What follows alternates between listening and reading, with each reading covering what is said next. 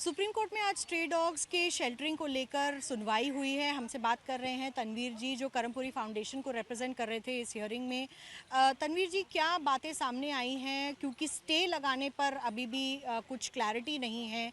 जगह जगह से जो स्ट्रे डॉग्स हैं उनको उठाया जा रहा है। देखिए, सुप्रीम कोर्ट की जो आज सुनवाई थी उसमें कोर्ट का प्रीलिमिनरी हियरिंग का पहला ये मुद्दा था कि कौन से जो क्लॉजेज हैं, डायरेक्शंस हैं which have been passed in that 11th of August order, उन पे स्टे लगाने की ज़रूरत है immediately, and what is the urgency. So that was the first point which they wanted to understand, and that was actually told by all the advocates which were representing different foundations, that there are certain immediate requirements, because now, even despite the order being uploaded on the website yesterday itself, the MCD and all the other corporations have started picking up the dogs from the day itself. And where are they taking them without the shelters being there? That is वो सबसे बड़ा मुद्दा था जो court को सामने रखा गया, कि पहली बात है कि जब ये शेल्टर्स हैं ही नहीं आज के दिन में, तो इनको उठा के कहाँ लेके जाया जाएगा.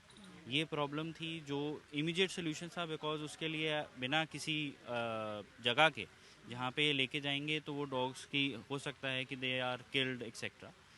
तो ये कोर्ट को बताया गया कि देयर वर 3-4 डायरेक्शंस जिन पे स्टे लगाना आज के दिन में बहुत ज़रूरी है. उसके बाद ये भी कोर्ट को बताया गया कि there are already ABC rules which are in place, which have been overlooked in the order, and that there are other bodies also, including the bodies which are representing under the statutes, which have to be heard. And it is not that there is no balance required, there is a balance required, but it cannot be a ad hoc order और एक order बिना किसी सुनवाई के ऐसा पास किया जाए जिसके बेसिस पे डॉग्स उठाने शुरू कर दीजिए. सो वो मुद्दा था, उस पे कोर्ट ने अपनी आधा पौना घंटा जो भी सुनवाई करी है, and they have reserve the order. By reserving the order, now they will decide what the order is going to be, whether they want to stay only the directions which actually were mentioned before the court, और they will stay the order itself.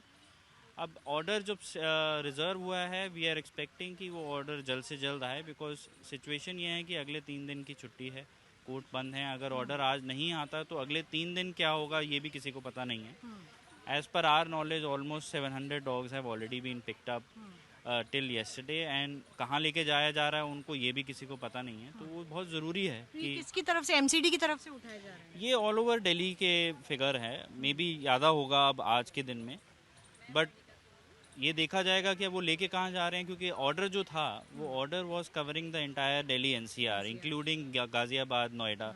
सो उनकी authorities का और corporation का figure हमारे पास अभी नहीं है, तो मे बी ये नंबर हायर भी हो सकता है. सो बहुत ज़रूरी है कि ये स्टे लगा जाए इस पर. तो बिल्कुल, क्योंकि ऑर्डर अभी तक क्लैरिटी नहीं दे रहा है, स्टे लगाने की बात अभी पूरी तरीके से की नहीं गई है, इसलिए शंका इसी बात की है कि क्या अलग अलग जगहों से स्ट्रे डॉग्स को उठाया जा रहा है. क्योंकि जो म्यूनिसिपल अथॉरिटीज़ हैं दिल्ली में, नोएडा में, गाजियाबाद में, गुरुग्राम में, उनके पास भी ये आंकड़े अगर हैं तो अभी तक इन आंकड़ों को साझा नहीं किया गया है. और इसीलिए जो रिप्रेजेंट कर रहे हैं स्ट्रे डॉग्स की साइड को, वो यही कह रहे हैं कि इन सब चीज़ों पर क्लैरिटी नहीं है. इसी के लिए कोर्ट को इस वक्त इस पूरे ऑर्डर पर स्टे करना चाहिए, और इस पर अगली सुनवाई में फिर पता चलना चाहिए कि किस तरीके से शेल्टरिंग होगी, कितने कुत्तों के लिए पहले चरण में शेल्टर बनाए जाएंगे. क्योंकि 8-10 लाख कुत्तों को एक साथ अकोमोडेट करना तो लगभग बिल्कुल ही नामुमकिन है. ऐसा सारे जो स्ट्रे डॉग सपोर्टर्स और एक्टिविस्ट हैं वो पहले ही बता चुके हैं. हिमांशु शर्मा के साथ मिलन शर्मा, आज तक.